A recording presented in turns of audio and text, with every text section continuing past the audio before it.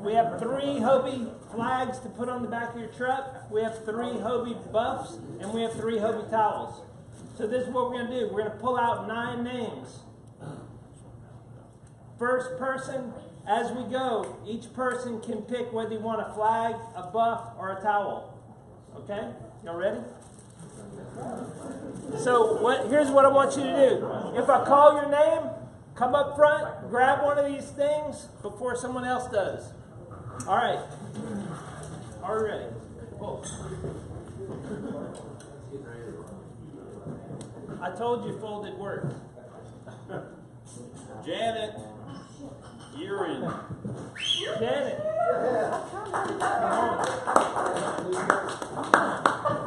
I want the skip. I want the skip.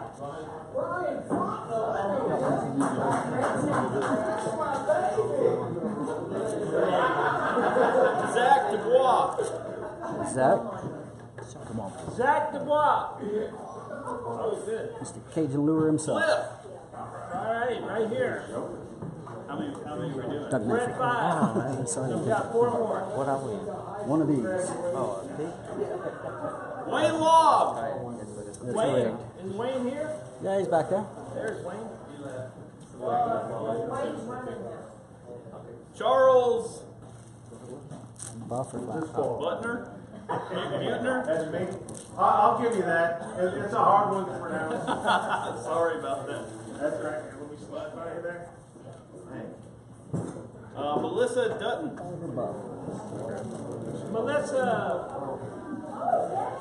Are we? Okay, wait, let's see. Well, we have anybody out there that hasn't come up, because we're going to pull we got 2 more left. We're going to pull 2 more names. Doug Menifee. Oh! Man, what a flag. You almost have a special folding technique. I gotta find a flat one. Todd Dutton.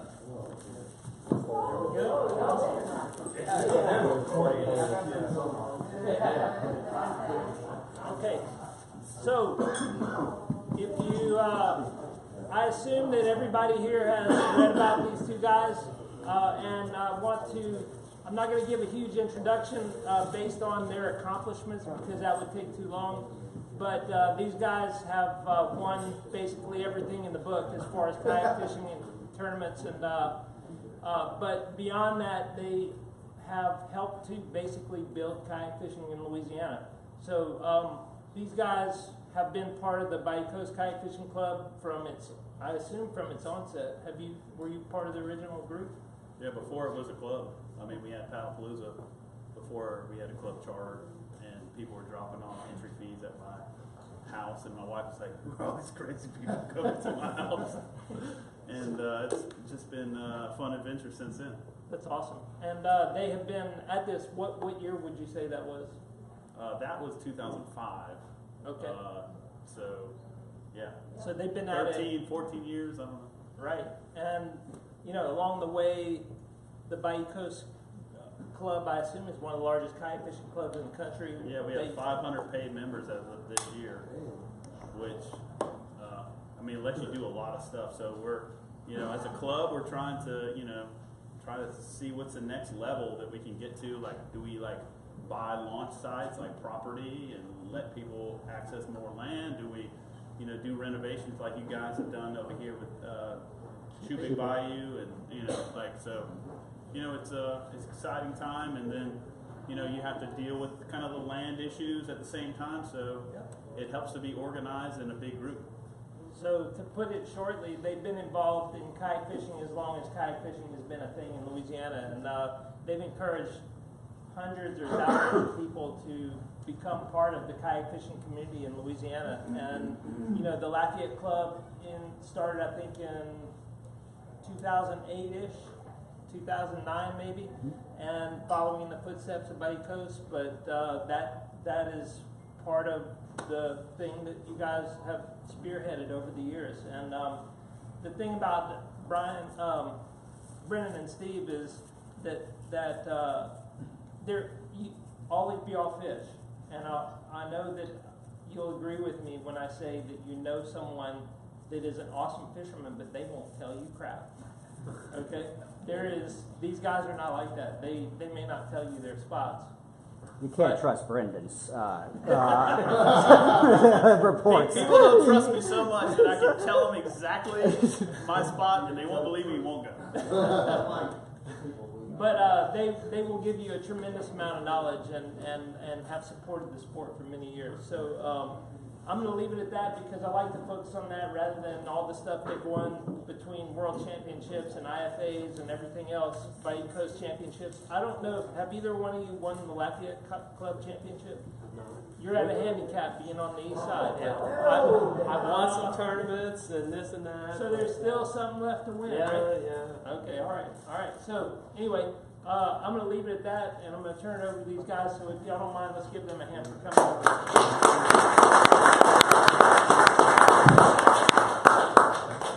Thanks for coming out, guys. Show of hands, who has been to one of me and Steve's seminars before? All right, awesome. Okay, a lot of new faces. That's great. Welcome. This seminar is presented by Hobie, and if you guys are unaware, Hobie has the Mirage Ride, which is the bee's knees for kayak fishing, and it lets you use your hands all the time and fish. Basically cast your line a whole lot more than you would if you were using a paddle. And if you guys haven't tried, I'm sure John would love to give you an opportunity to try out one of the boats in one of their many demo days. So get with him or one of the store employees to find out the next demo day. But after the seminar, you can come up and check out the boat. This is a Hobie Outback. This is Steve's boat that he has just rigged up for this year, and we'll talk about that later. Rigging your kayak. One of the greatest things about kayak fishing is it kind of puts you as a handyman in control of your boat. You can go to the hardware store, you can go over here to all the goodies that they have stacked up along the walls and kind of outfit your boat that kind of to suit it, to utilize it bestly for the way that you want to fish. If you're a trout fisherman, you might rig it differently than if you were a crappie fisherman or a bass fisherman or a red fisherman. Learning different things, learning, how people rig a depth finder, tackle systems, nets. It's all part of the fun, and you'll see some creative ways to, creative solutions on how to solve that.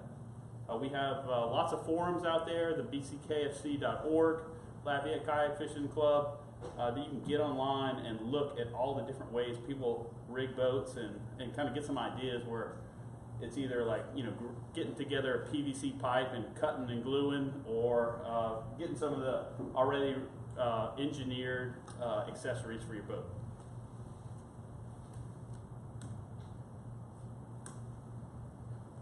I want to talk about managing your gear. It's something I harp on all the time. Try to use when I'm bringing in my tackle for a tournament, because we're all going to give you some information that's related to fishing, but it's also related to how are you more successful in the water, how are you more successful if you are going to fish a tournament, you participate in that. So we're going to give you some good information, and part of that is be organized. I do use the rod sleeves here, especially when I'm going into an event. I don't want my stuff all tangled up. I get out on the water and having a fool with something. You see that guy over there, the wind's blowing him up against the bank and he's fooling with stuff for 10, 15 minutes. That's precious time that you're wasting, and that can be avoided by organization. My garage may not be organized, but my fishing tackle is. If you cut your line and you put it in the back of your truck, and you drive 5 minutes down the road, I guarantee you will have a bird's nest of some sort wrapped around all the different rods. That's kind of one of the hallmarks of why you need to organize and make yourself more efficient when you're hopping between different locations. If you're at a tournament where you might start one spot for redfish, one spot for flounder, one spot for trout, and you're kind of doing a road warrior dash where you're hopping spots. Keeping that tackle organized is a way to be more efficient. Try to use your guide, your line, your lure keepers If you don't have a lure keeper on your rod, you can buy those little rubber lure keepers that wrap around. They really do make a difference. You really don't want a real a treble hook type lure up on the top of your rod and expect 5 minutes later with the thing moving around like this that it's not going to be all wrapped up with the other rods or whatever. And if you have a pro angler, you want to shove it in there, and you can't, obviously, so you really need to utilize these sort of things. It makes a big difference. Rigging your tank well is one of the areas where you can organize a lot of your gear. This is kind of the early days where you had to get milk crates and kind of screw together different parts. Nowadays they have great little engineered boxes from Hobie and Yak Attack and all kinds of places that have it all ready to go, where you don't have to spend 5 hours in your garage gluing it all together. But it's however you want to do it. That's the beauty of it. You can organize your own way, or you can get it right out of the box.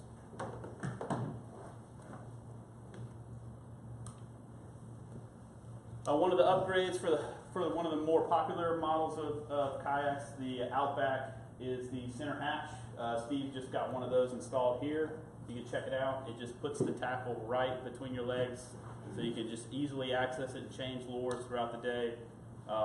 It comes standard with the little round hatch, but it's a pretty fun little upgrade to do yourself.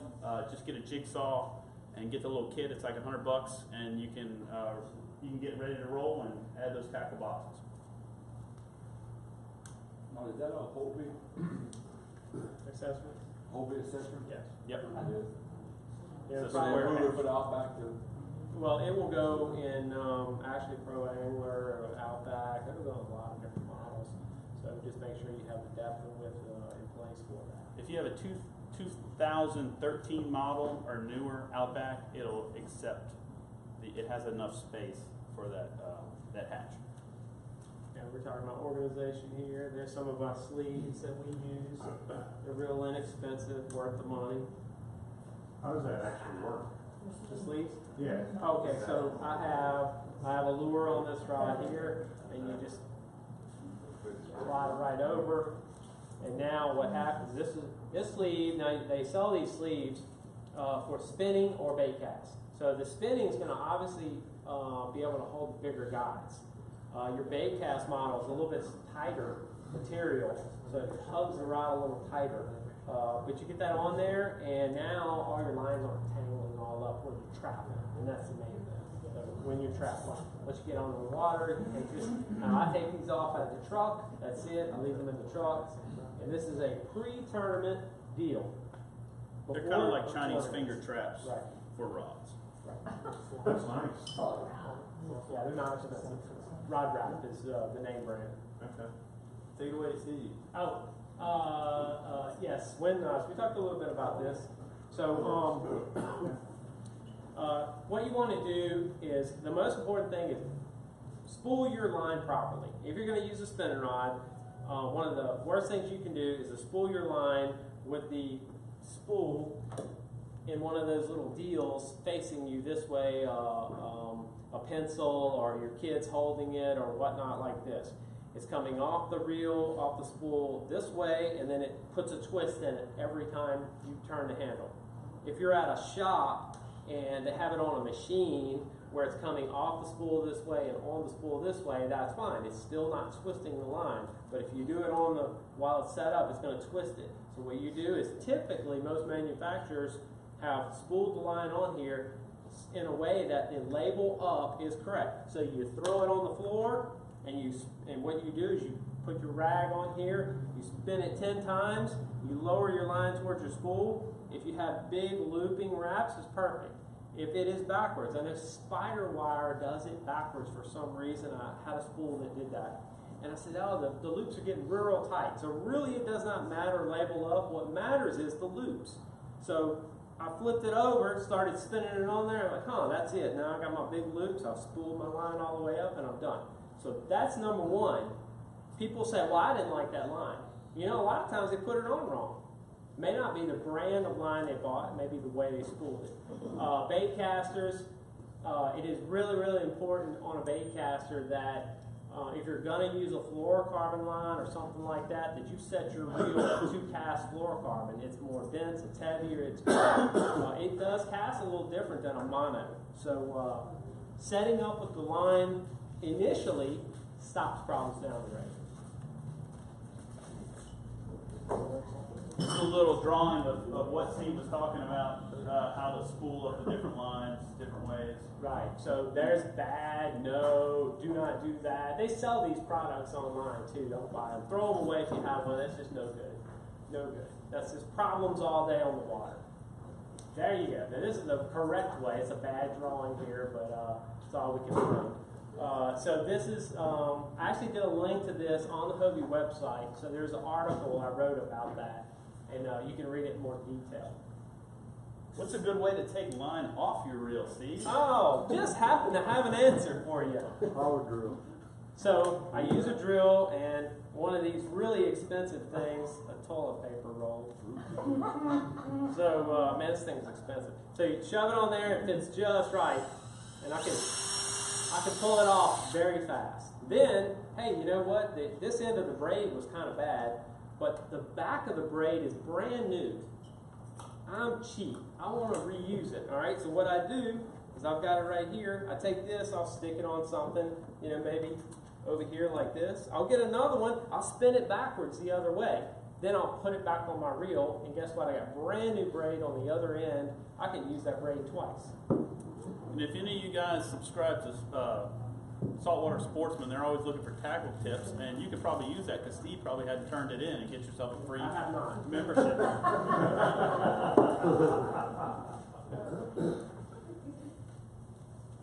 I think this is a video. I'm not sure. Yeah. So I was playing around, and what we talk about here is casting. If you're gonna wait until it's time to get out on the water and say, you know what, I'm gonna cast at that fish. I see him, and you're 6 feet off. You know, practice really does help. If you have the opportunity behind your house or somewhere where you can just put a little casting plug on and just pitch around, you know, when the opportunity is right, if you practice, you're going to be able to hit that fish right where you want it and catch them more often. I think casting is a subject that is not talked about enough, especially with our young guys. Our young kids, we need to tell them, look, when you're growing up, you go out in that backyard, you learn how to cast right-handed, left-handed, overhand, this way, that way, that way, that way. Because you know what? In the real world, when you're out on the water, oh, there's a fish that way. Well, my perfect cast right here that I work on all the time isn't going to work over there. So I need to be able to do something like this. So casting makes a huge difference. I take my kids fishing a lot, and one of the best things I ever did was set up a hula hoop in the backyard about 30 yards out and just had them practice casting in it from different ways, put them behind the tree, make them cast the hula hoop, and it just kind of builds a proficiency in how to cast even when you're not in the water. So by the time you get there, the headaches are done and he's already learned. Here's our line and our line segment. Now, line to me is another subject that's it's kind of, people talk about line, but they always talk about the things to me that aren't the most important. They talk about brand. I talk about line as if it's almost a lure. It's almost part of that technique that I'm using for that event or that day. So wintertime condition, I may want to get down 6, 8, 10, 12, way down there. That's way down for us. If you say that anywhere else, I'll laugh at you. They're talking 30, 40 feet down, you know. But when you want to get down, I like to use smaller diameter leader. I may still use braid. I may use a 10 or 15 pound braid with a light diameter leader to help me get that lure down to where I want it. I do not want to take my redfish rig, my 30 pound braid, I'm putting maybe a big old leader on there. It's not going to work. If it's wintertime, I want a wintertime setup. Summertime, okay, I'm going to fish the grass. I may want straight braid to a lure. That's going to work for me. But what about all that stuff in between? Well, you know, if I'm fishing trout and I'm fishing topwater, and it's a cool day, I really want to slow it down. And if I do, you know, sometimes the fluorocarbon leader is not the choice. I always bring some mono with me, and there are times when I'll change that leader out where I can just tick tock, and that leader doesn't sink on me, pulling the nose of the bait down. But in the summer, you know, I'm going to work it pretty fast, and the fluorocarbon leader is just fine. So line can be just as much of a lure as the lure. And if you think this is overkill, you're correct. But it changes approximately 2% of the performance. But if you think about it, 2% of the performance, every 100 casts, you have an average of 2 casts that work a lot more, you know, effectively. Then you're talking about 1,000 cast day, 2,000 cast days.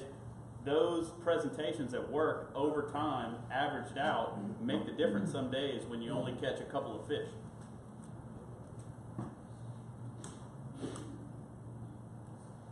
Anchoring. There's several different ways to anchor your kayak. You know, we're spoiled these days. We have all these awesome things like power poles on your neck. You can just push a button. You know, if you aren't ready for a power pole just yet, you know, one of the greatest things about kayak fishing, like we said earlier, is just rigging it yourself. This is a dumbbell with a D clamp and a pipe ring connected to you know, just a couple of guides. One thing about this system, Brendan came up with this system, just so you know, this is an awesome system that's been used for years. I stole it from people. It is really, really a cool system, so credit on that. It's great because you can put a 3-pound anchor on the front, a 3-pound anchor on the back. If you're casting into the wind, you can anchor off your front. If you want to cast with the wind, you can anchor off the back. You know, if you don't want to carry 2 anchors on the front, you can get an anchor trolley like Steve. You can get the spike. There's so many different ways to anchor. I like this system because you can anchor in pretty much any depth as long as you have enough rope.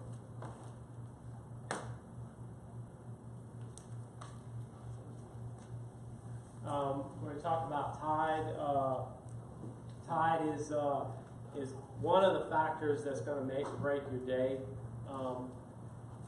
I like to absolutely look at my tide chart after I fished and say, you know, man, that bite happened here. What was the tide doing there? And it just teaches you over time that those major feeding periods may happen at the last hour of the high tide. And I typically find that that is when I'm going to catch the biggest trout. Whereas when the tide first starts falling, yes, there can be a bite there, but really that's the that incoming tide, when that first hour can be good, but that last hour of the incoming tide can be awesome.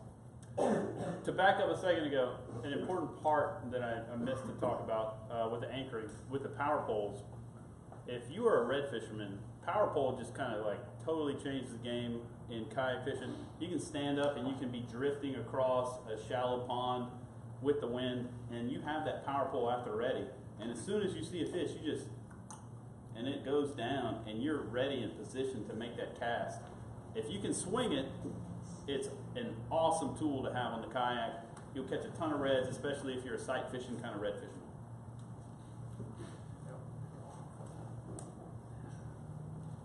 This is kind of a voodoo science that I've been obsessed with over the last few years. Really turned me on to this as a buddy who is a big trout fisherman in Texas, and he kind of lives by this. Now, of course, you can't always go exactly when the stars line up and Jupiter is in retrograde and the stars are lined up, but if you can pay attention to this a little bit and kind of pick the days in the month that line up a little bit better, especially when the major and minor feeding periods are happening, you can really maximize your time on the water. I was kind of a skeptic at first. I was like, okay, great. And so we went out fishing, pitch black, no moon, nothing. We're out wade fishing in Kima, like out just casting out in the dark. And I'm like, okay, this sucks. We're not catching anything. And he's like, well, the major hadn't started yet. I'm like, the major what? And all of a sudden, you just started seeing mullet flick in the moonlight, or no moonlight. There was some other lights on the bank. And we just started seeing the activity just kind of erupt around us. Like it's almost like all the life in the area knew, hey, this is the time to get going. And within, that hour from when we were catching nothing and there was no action to the next hour, which was in the major feeding period, it was totally different. We were catching fish like every 10 casts in the pitch black. It was awesome. It made me a believer in this, and ever since then, I've really paid attention to this. This is the solar lunar tide table, and one of the websites I like to check out is easyfishing.com. It's free, by the way, so check it out. This is informal too, guys. If you have questions along the way, please, hey, raise your hand, holler out, whatever. We're glad to answer any questions. Shout out to Bayou Tesh Beer Company in Arnaville, hooking us up with beer. Right up the road, if you need a beer break, just head on over to the cooler. This is kind of this is not a rule by any sense. It's just kind of a way that I try to organize how I think about choosing colors on a given day-to-day condition based.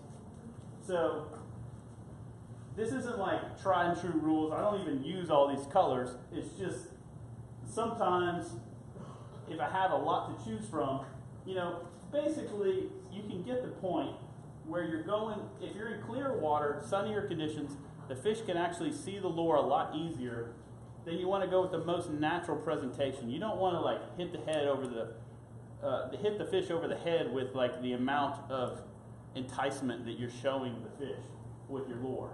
If it's harder for the fish to see, you need a little more contrast. If it's dirtier water, it's a lot easier to see a silhouette. If it's darker, you might want a little contrast. If it's cloudy, so you can kind of see the range that this kind of takes.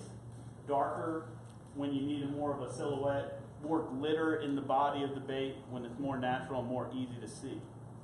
Don't be afraid if you're out and you're on a, this is the original Corky. If you're out and you have a bite on whatever lure it is, catch a couple of fish, I always change colors around, just playing around with colors. Hey, I just caught a fish on it. Well, why would I want to change color? Because they might want this other color twice as good as this one. And it's easy to switch back and forth. Keep you a couple of rods, and once you get tuned into the bite, I might rig 2 rods up with the same bait. Maybe I'll flip around colors. And man, I'm telling you, that can make a big difference. There's other factors that go into color besides, the cloudiness and the clarity of the water. I mean, if white shrimp season, the colors that the fish are feeding on are different from like the brown shrimp season or a season when there's no shrimp in the system and it's menhaden or shiners.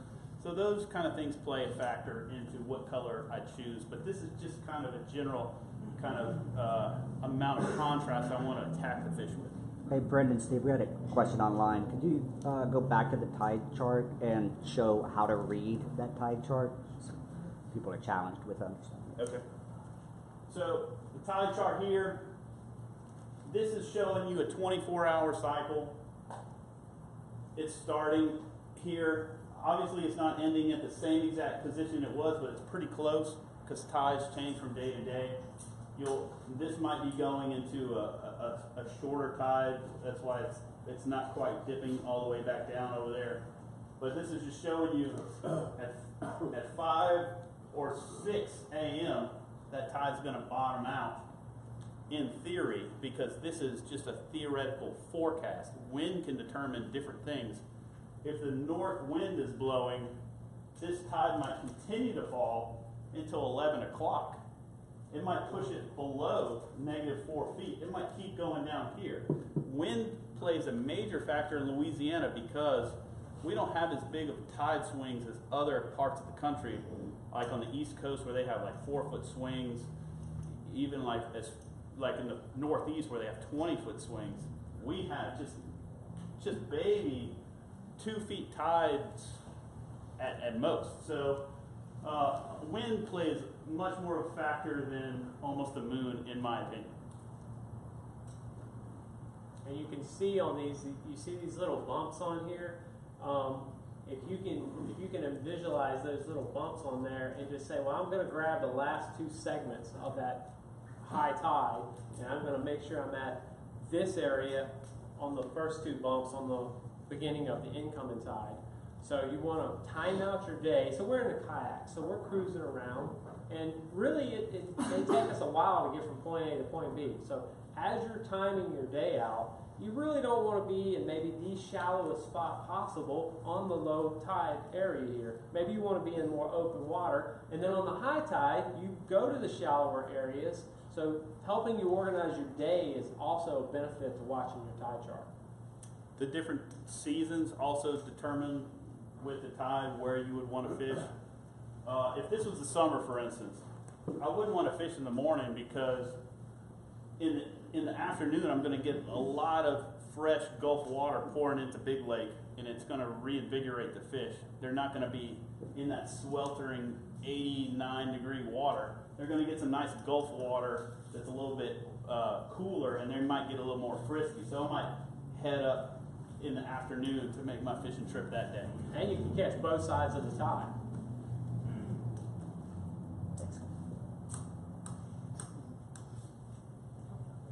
So just a little bit more of what I was just talking about. In the winter, this is just showing you how the temperature, this is not a tide chart, this is a temperature chart. So in the winter, or in the summer, it takes all night to cool down just a little bit. So in the summer, you want to usually start in the morning, which was conversely what I was just talking about. But if you're just going based on temperature without a tidal movement, if you're talking about a pond that has no influx of Gulf water, it takes all night, and then you're going to get back into this little yellow. Let's pretend the yellow zone is the more ideal temperature condition of the water that I want to fish. So it gets to cool all night, and then I'm going to get the most oxygenated water. The fish are going to be a little bit frisky in the morning. Now, in the summer, even though typically most people catch fish in the morning or in the afternoon right before the sun either sets or rises, and when it sets in the summer, that water's like hot, and those fish are kind of in a coma. So if you go fishing in the afternoon in the summer, unless you're like really close to the Gulf, it's kind of hard. Conversely, in the winter, you want to go in the afternoon, give the sun a chance to warm up those flats, and give the temperature of the water a little bit of time to get the fish a little bit more frisky.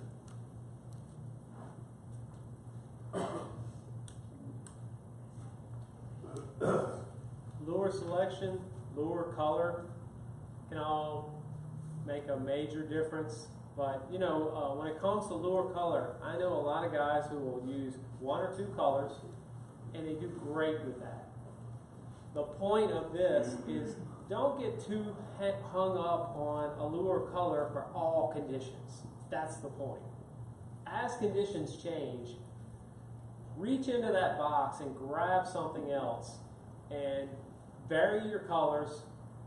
Like we talked about, the more contrasting colors in the darker water or the low light conditions, the more natural colors in the cleaner water and ideal conditions. And don't get too hung up on using just the same color all the time. Vary that up, and you'll also vary your shapes up, and you'll do a lot better. This is a better idea right here off the Matrix Shed website. The reason why we have all these colors is because there are times when some of them do better than others. And really, you can pick 3 colors and do just fine.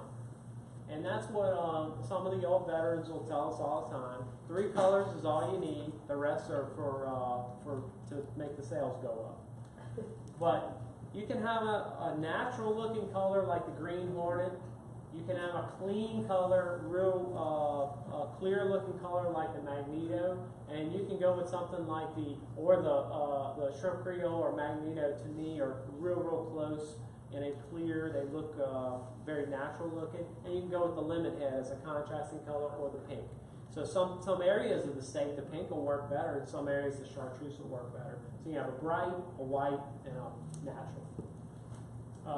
Avoid things like marketing products that are prepackaged and sold. You don't want you know, a lot of times we'll do the pack and paddle does the trips, and a lot of the anglers will show up, and they're first time anglers, haven't been on the water in a long time and whatnot. They'll have steel leaders on and things like avoid all that stuff and try to teach, you know, your neighbors, your buddies, whatever. Look, you don't need that stuff. 20-pound leader is just fine for just about anything down here in Louisiana. Top water for tournament day. Tone, sound, different sounds. Sometimes we'll do 2 or 3 different. If we think we're going to throw a top water, we may want a different shape, a different sound, and all that really can make a big difference. So that's why I'm throwing a bait and I catch a fish on it. I don't stop there. I may pick up a completely different shape and throw it and see if I get the same result or even better results. So don't be afraid to throw a couple of different shapes and different tones whenever you're out. It's great if you have a couple of days to pre-fish for, like, say, a tournament, and you can go the day before and try all these different kind of approaches and kind of hone in what's working better. Swap through a lot of baits. If you can get something like what are those tackle release things? Tactical angler. Like a tactical angler clip, where you can just cycle through baits a lot on your pre-fishing days, where you can really, okay, hey, I cast this thing 10 times and I got no hits, or just like a swipe. And then I cast this smaller lure, and they were really tearing it up. You know, you make middle notes and just keep trying and see if you can repeat that again later in 20 minutes. And you kind of make the rules versus the guesses. And then on tournament day, you kind of focus on those rules and you just grind it out, and you traditionally do better. True story. Last weekend, I took one of my friends out, and he must have had, it must have been 8 trout that hit his top water. He had them on, they came off, or they swiped at the bait and didn't get hooked. I caught every single one of mine, but the first 3 top waters I threw, I caught one on one of the top waters, and I caught a couple of blow-ups and a couple of misses on the other one. I finally switched to that third one. What was it? A Spook Junior, of all things. So that was the one that particular day, and I just wore him out after that. And he would not change. He was, I like this one. I like, well, go ahead, keep throwing it. Let the fish tell you what they want. Right, that's the point. I'm not smarter than the fish. Let them tell us what they want. Here's just a great assortment of different plastics. You know, you can get into some of these little curly tails or straight tails, getting on the bottom for flounder. I like to use the curly tails because you can just crawl them on the ground and they get a little bit of motion. Typically when I'm swimming a bait, you know, in the water, you know, bouncing it between the different depths, I like the paddle tails to get a little action. Straight tails. Throw that curly tail out for flounder? Yeah. That's right. Yeah, so straight tail baits are really, really good. You know, if you guys ever noticed, follow some of the guys over the years, out on Big Lake, you know, they got into this, the Little John. They got to throw Little John. Everybody's throwing that. A lot of the guys are throwing it. Why? Well, they're going to park you over an oyster reef. They're going to say, all right, there's a reef all out here. And they want it to get down to the bottom. They want to get past the schoolies. The straight tail bait gets straight down. And when you pop it up, it has this erratic dart and it'll fall back down. That is the situation for the straight tail baits. A little deeper water, you want to get down, you want to get past the schoolies. So let's say you see some birds. You see birds, I really don't want to throw paddle tail or swimming bait. I want to get down past them and then maybe some bigger fish below. A lot of times that works for bird to get past the schoolies, little small ones. Subsurface range baits, I mean, kind of tried and true, wintertime, springtime, fall baits. When the temperature gets a little bit lower, or you want to grind a spot where you really have confidence. Not as good as like a search bait, like a topwater or a popping cork or a paddle tail, but the kind of bait that I want to use when I have a little area and it's like a cut or like a little structure or a reef, and I know there's a fish there, and I know I can trick that fish. So I'm going to pound that thing, and I'm going to try it at different levels. I'm going to try it at different retrieves. This is what I'm going to. A kind of a bait that will hover right in their face, that I can kind of tease them. And when one of the best times to use this is if you've had a strike on a top water, or you had one, you found some fish with a popping cork or something. If they're not quite committed to the top water because maybe that surface temperature is too high, a little later in the day, it's summer, the water's really warming up. This is when this is ideal. Get their attention with something else and then follow up with one of these baits right here. And almost anyone on this page is going to catch them. So just find one you cast good, you've got a good setup for. This little Mirrodon on a medium light rod, I can really throw it a mile. If I miss a fish with another lure, following up with this every time. Now, some people wonder what's the difference between all the soft baits and all the hard suspending baits. Because, you know, people are spending $8, $9 on some of these soft baits. And that's kind of really when you get into a situation where you're really hunting for a big fish. And when that fish's gums hit that bait and he feels that unnatural feel of that hard bait, that he's going to react a millisecond a little too early for you to set the hook. That soft bait kind of lets him tear his teeth into, gives him a little bit something to grab a hold on, feels more natural, where he's going to hold it in his mouth longer and let you set that hook. Because a lot of times you have that big slack in your line and you don't feel them initially. So once they pull away, they haven't spit the bait yet, and you can set the hook on it. So that's kind of really why those soft baits have been such a success for the big trout fishermen.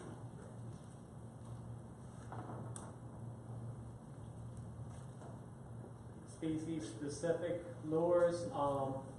You know, you can use your spoons, you can use your chatterbait style bladed jigs for redfish. However, you can use them for other things. It's just, I hear this a lot. Well, I'm going to use my spinnerbait, I'm going to use my spoon for trout because I catch a lot of trout with spinnerbait. Well, if that's all you throw, whatever trout you caught that day, guess what? It was on a spinnerbait.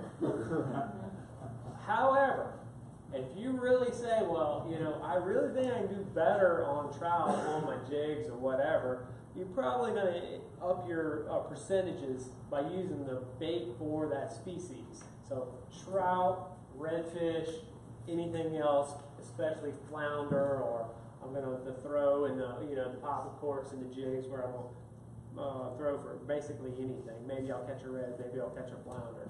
So if you do that as a rule of thumb, say, well, you know, I'm going to throw the right bait for the right species. You know, trout, redfish, everything. And that really gets into how we set up our rods for a tournament day, for instance. We might be going to a trout spot, but you never know when a redfish is going to show itself. And so you're going to like to have a rod with a redfish specific bait or a technique specific bait that you can attack that redfish you see with. You know, a lot of people have rods right behind them, like in their tackle crate or in their PA right beside them.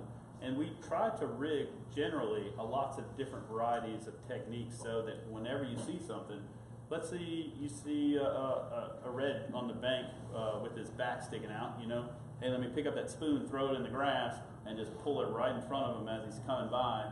And it's great to have that thing ready to go. If I was just at my trout spot and I was thinking, oh, I'm just going to have a bunch of trout baits, I'm going to have corkies and top waters, and I wouldn't have anything to throw at that redfish that's in 3 inches of water. So it helps to always be prepared, have a multi-diversity in your kind of setups.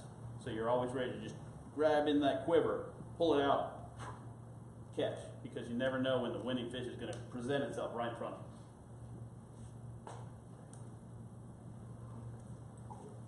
Knots.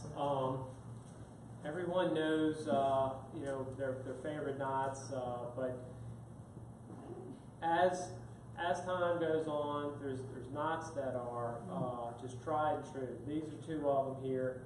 If you're going to tie a leader on the braid, I would suggest learning these if you don't already. Practice them. The Alberto or improved Albright and the Uni to Uni are awesome.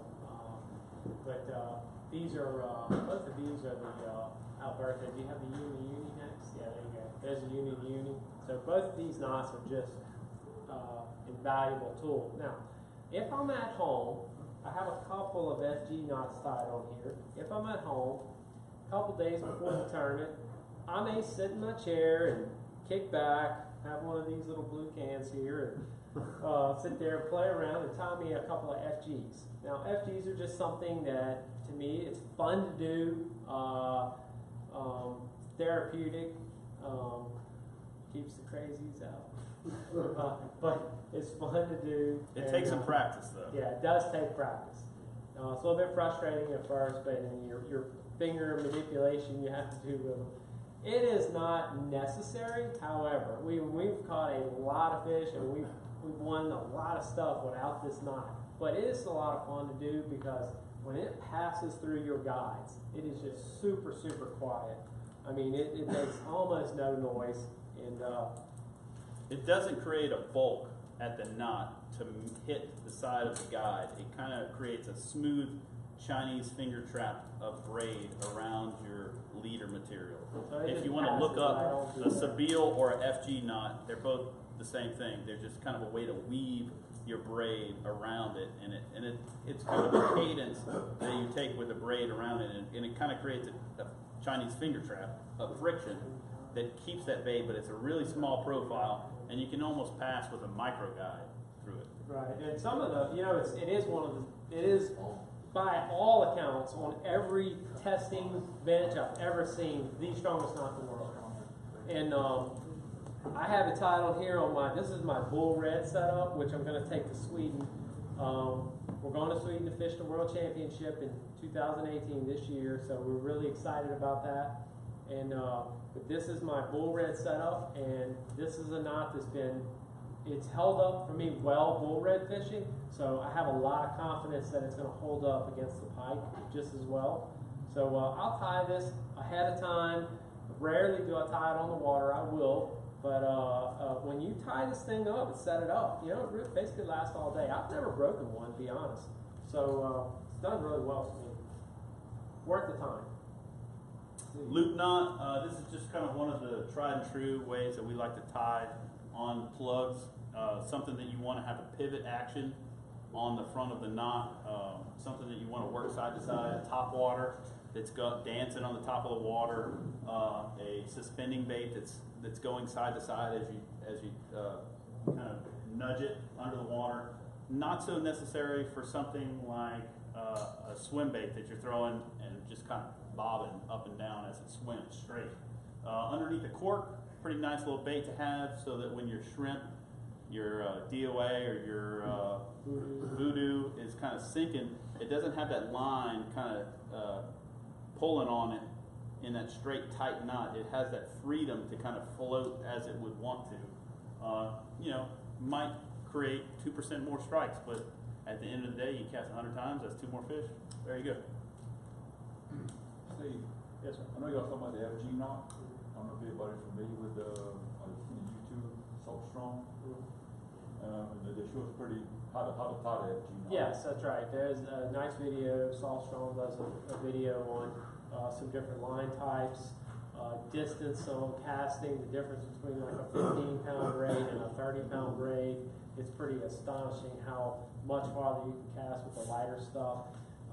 So he's got it all measured out. Shows a real good demo on how to tie the FG knot. Excellent. Just kind of just going over the general kind of things that go along with different patterns. The spring season pattern which we're approaching right now. Rainy season kind of comes into play where you have different bayou systems dumping fresh water into where you want to fish. You need to pay attention to those. If you're fishing after a hard rain and Calcasieu Parish has got 5 inches of rain, well, you don't want to fish into the ship channel because it's going to be freshwater. And so you want to look at the salinity table before you go. You're going to deal with a lot of windy weather, typical for spring, dirty water from the freshwater, the bait influx. This time of year, you typically see a lot of the small brown shrimp come in during this time, and then you have a lot of the little pogies, the little dime-sized, quarter-sized pogies kind of show up in mass, and you kind of really have to deal with either competing with all that bait or matching the hatch on that bait. Trout spawn starts, you start to see egg-laden females, the heavier fish, in the later part of the spring, they'll be getting onto the beach. Flounder starts to come in right about mid-February. That's kind of one of the reasons I'm excited about Paddlepalooza coming up in a couple of weeks, because hopefully it's going to be easier to find flounder this year, because last year we only had 6, and it was kind of past the influx period. So this year we have it a little bit early. I think it'll be closer to when all those flounder are coming into the system, and maybe we'll be able to catch them in more of a mass as they're entering. Does that answer you, Butch? No. Yeah, okay. They're coming in. They're coming in. Fish the chain. So where would they be coming in to the system? Would they be coming in at basins, or would they be coming in towards Grand Isle? Where? Basins. Good Redfish, this is just, these don't necessarily have to do with the pattern or anything. I just wanted to show you, redfish don't care about leaders. They're stupid. They'll bite anything. This is a 50-pound braid, and they were biting all day long. Now, granted, some days are more frisky than others, but I mean, if I have a redfish pole and it's a dedicated redfish pole, I really don't care about having a leader. Sometimes I do if I'm just kind of more in a worrisome kind of mood. But man, if you have that 50-pound braid, all our IFA tournaments where we catch bull reds, we go straight braid pretty much to the lure. Because we want to horse them in. We got 45-inch redfish that we're trying to get to the boat. And we really don't want to have a terminal tackle failure at the lead knot, or the leader knot. Yes? Why do you prefer a knot as opposed to a swivel? Swivel is just more stuff to hang grass on. I don't really find it beneficial to help keep twists out of my line, and that's kind of the main reason for a swivel that I would use. So if you're using a spoon or something, that would be the time where you might need to keep that twist out. And then if you're using a jig, chatterbait, jig, spinnerbait, it's going to run straight. If you're using a bait caster, you're reeling it in straight onto the spool. It's just not real, it's just something to catch grass. If you don't line up your plastic perfectly straight with your jig head, you might get a bunch of twists in it, and that would be the only case that you might want to swivel if you're having a lot of times where you're throwing it out and you're noticing it spin when it's coming into the boat, or if you're doing a lot of trolling. Like, let's say if you're letting your line out behind your kayak and you're just kind of paddling between spots, it's always nice to maybe have a leader or like a swivel a little bit further up, because you don't know what's going on back there. But those are really the only kind of situations I would think about swivel. And I just talked about earlier, just so you don't think we're contradicting anything here, this is my bull red rod, and I do have a leader on this. The reason why is this is a treble hook lure. If I throw straight braid straight to this lure, that braid, if it wraps around or get any split rings, and it'll be a mess. So in this particular case, with a treble hook type lure, I'm going to throw a leader which is stiff, doesn't hang up in the lure at all. But once I go to a jig, Carolina rig, something like that, I can just go right to a straight braid to the hook. I'm not going to fool around with that. That's just for a big treble hook bait. Do you use the tactical angler clips in tournaments? I typically use them in practice. I'm scared to use them in a tournament, so it's basically a practice thing for me. I have one rod that I keep a tactical angler clip on, almost just because if I want to cycle through baits, it's lesser of two evils. I can get speed out there quicker. But for the most part, if it's a bait that I know I'm using all day, I definitely will just take the time to tie it and not have to use the tactical angler clip if I know I'm pretty much going to have that top water on all day anyway. So why risk it? Real quick, the tactical angler thing, just never heard of that. What is that exactly? It's kind of like a little closed penny swivel kind of clip that you tie. They come in. Is it just a barrel swivel with a clip? No, it's no barrel swivel. It's not a swivel. It's a clip. Okay. It's kind of like a Norton quick swirl, or We'll show you after, we have a minute. Question about, you talked about putting your salt cakes on, making sure they're thin string. Is there a better way to put like a curly tail on, to where you're not going to have as much spin, meaning facing out from the shank? the curl up. always grow? That's how I do it. There's a seam on it, I think. Yeah, I mean, I always just line up my bait on the side, and then I pinch the back where I know I want the hook to come out, and then I just line up so my hook comes up right before my thumb, and so I know I have it the correct distance. When your hook's coming up. Yeah, so the curl of the bait is here, and the hook's right here. Got it. Thank you. These are just some springtime fish. If you like catch big fish, the drum come in mass and start their spawn, usually mid-March, April. If you're in the flats around Louisiana on the coast, you can see these guys, just ginormous tails wagging out of the water for you. They typically like stinkier kind of baits, slow-moving kind of baits. They're not going to come up and crush the top water like a bull red will, but if you tease them with like a plastic, you can get them. They're pretty fun. They're almost just like a big log on the end of your line. Just something fun. Just say you get into that day, I've had the morning bite, I'm on my way back in, I see one, they're just something fun to catch. I've had some days where, kind of made me happy to catch this thing. I saw him, I stalked him, I caught him, and I didn't catch that much that day, so that was fun. Typically you're going for like the nice slot redfish, fat redfish under 27 inches. Those are the bigger, fatter reds. Usually exist in places that have brackishy kind of water, grass, lots of finfish they're feeding on. They have, usually when you see like the redfish anglers, they usually are fishing in a couple of places like Delacroix or Venice, where those reds are just kind of in grass, feeding on fatty foods and getting kind of big and wide, big shoulders, and that's kind of what we look for as an anchor fish in like a slam tournament. Typically takes 4 to 5 years for a redfish to get just that ideal size. So they'll be back in that deep grass area. Bass fishing really kicks off in the spring. A lot of us focus on saltwater fishing, but it's really great to get out and bass fish, frogs, any kind of fun little trick worms. There's all kinds of great little places over here for you to go fishing for. Lacassine Pool, Chico, you can really just jump in anywhere. Y'all use the Z-Man baits? I've used Z-Man baits before. How do you read that Z-Man where it doesn't twist on the hook?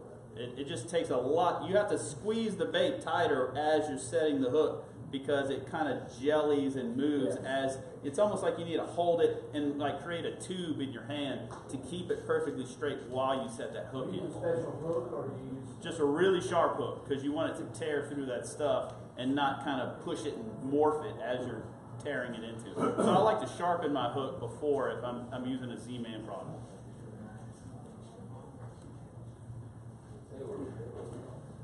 Summer pattern, lots of bait. I mean, if you go to the coast at Elmer's Island, one of the very popular places to go kayak fishing in the state, Holly Beach over here, Rutherford Beach, any of those places, typically the fishing is towards the coast.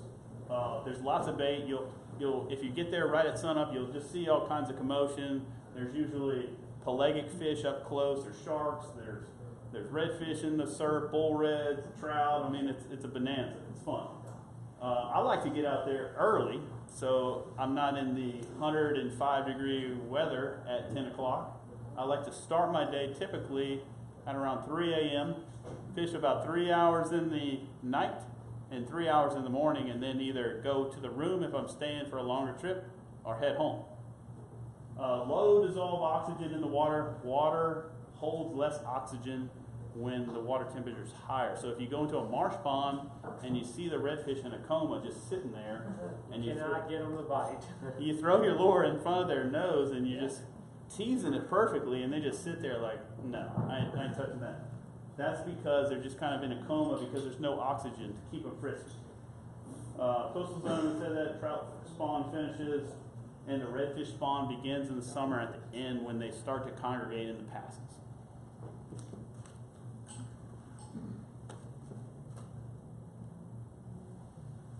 And this is an example of when you have that summertime pattern. Popped into a grassy pond a few years ago, and these redfish were just on fire till 9 o'clock, but as the temperature came up, they completely shut down. And I could actually, as I'm leaving this area, I can still see them. I can throw stuff at them. They didn't want to bite. That was a very valuable lesson to me that once it starts really heating up, you're going to miss your opportunity, even on redfish. Some people give them too much credit. Oh, they'll bite all day. They're easy. Well, they have their patterns too. They have their times. This is a mixed bag. We had an event where we had to catch one bass while I just caught a few more. But what was interesting was I was able to catch the redfish were not active early. It was a real overcast day. They were not active. I couldn't get them going. The tide just didn't seem right. But the bass were biting. So I went in and caught some bass, and then the last 2 hours of the day, the redfish turned on. That tide was perfect. It just started to fall, and then the redfish turned on. I got my reds. Summertime bull red fishing is one of the things that it's kind of fun for the IFA tournament series, which is a catch, photo, and release tournament. A lot of the guys do. If you're looking to go to the Worlds, I think it's the easiest way to get into the Hobie Worlds. Tournaments are typically 30 to 40 people in size, and there's 3 events. If you win the championship, it's not written in the rules that you get to go to Worlds, but the last 5 people who have won the IFA championship, which is typically in Louisiana, get to go to Hobie World. So if you ever wanted to, take that trip and kind of go and do that whole thing, this is a great opportunity to get involved and try to fish that IFA. Sometimes this is my son. We just like to fish behind Grand Isle, and he's gotten to the age where he likes to come fishing. Got him a little Hobie Sport, and just let him do his thing. There's trout usually all over the back of the island, and we have a blast. He's won more tournaments than you, I think, now. Another bull red. The jacks come in. The pelagic fish really come in the summertime, from the close rigs and start eating all that bait that masses on the coast. And these are really, people talk about GTs and all that stuff. That's kind of like the big thing on social media. Like people are going to catch like the big GTs. But I mean, we have our own version, the Cajun GT right here, the Jack Crevalle. And, people catch them on fly, people catch them on all kinds of stuff. But, typically they're mixed in with the bull reds when you're fishing for them, and you'll catch a few of those. And you can typically tell that you have a jack because they start circling around your boat forever. You cannot run a bait too fast for a jack. I've fished offshore for years. Yep. What's the best way to prepare those? Oh, you can't eat a jack. Put it on the cedar board. Yeah. Season it real good. How to prepare Throw it in the oven. crawfish. When we're done, throw the fish away on the cedar board. It's Steve- definitely a throwaway. Steve, you want to talk about how if you're targeting bull reds, but you just keep hooking on jacks, what you need to do differently to get the jacks? I mean, the bulls. If you're out and you do find some bull reds and you're having fun with them and you do hook a jack, sometimes there is nothing you can do about it. But the faster you work your lure, I've won my years of offshore fishing. When maybe we're at a rig and the snapper bite fell off or whatever, I always pulled out a big popper and I would scream that thing across the surface just as fast. And what are you doing? I'm just making 3-foot big bubble wakes, and I'm just reeling it just fast as I can go, and then it just gets them to come up, and they just all of a sudden out of nowhere launch up, boom, blow up on that bait. Faster you work a bait, the more likely you are to catch a jack. Another good thing about the summertime is you have your kayak, you put it in your truck, your trailer, and you go to, a lot of you guys go to summer vacations, maybe in the Florida Panhandle, offers a different kind of estuary to fish. Take advantage of those times that you can. See if your wife will watch the kids maybe, or if you're leaving the kids with the husband and you want to go fishing, whatever. You can catch some different kind of opportunities there. There's a lot of grass beds in Florida, real crystal clear, bigger trout. There's also some offshore opportunities where you can launch off the beach and just kind of go. And this is really depth finder kind of dependent fishing where you're looking for live bottom structures down there, and it's pretty cool when you pull up to the beach and you have dinner and it's snapper. Yeah. I got a couple of yard passes for an hour. It's a pain in the butt to Yeah. get your kayak from the car to the water. Usually you have to trek across 300, 400 yards of sand, you know, sugar white, powdery sand. It helps to have some friends. It helps to have some big wheels. I think John has all the different kind of wheel tracks you can get here. Great to get one of those if you're going to the beach. But sometimes you come back and you just slay the big snapper, and it is so fun. I mean, I've been offshore fishing a lot, and you know, snapper fishing is kind of like perch fishing. You're in a boat, you drop down your lure, and you hook up, and you're reeling, and it's like, okay, that's great. In a kayak, it's totally different because you are using like brute strength with a kayak, which you don't get as much leverage as you do on a boat, and you're just battling this snapper that's trying to pull you into the wreck and the rig. And I mean, it's just lockdown drag. And just, I mean, I've seen guys out there in the kayaks like break rods on grouper. It's awesome. Brandon, how far out and where was this picture taken at? This is in the bar, and the closest snapper we caught were about half a mile out. And then the furthest snapper we caught were probably 3 miles out. You're in half a mile from the beach, you're probably in like 40, 45 feet of water. And then the furthest we got out to was like 60 foot of water. But the continental shelf just drops off a lot faster over there than it does in Louisiana, so they have those better opportunities for that. So is this Destin or where is this? This is Navarre. Navarre is kind of like the kayak place to go fishing because It's real deep, real fast. By the state park there? yeah, on the Gulf shoreline. Yeah. So there's a pass at Pensacola and there's a pass at Destin, but in Navarre there's nothing.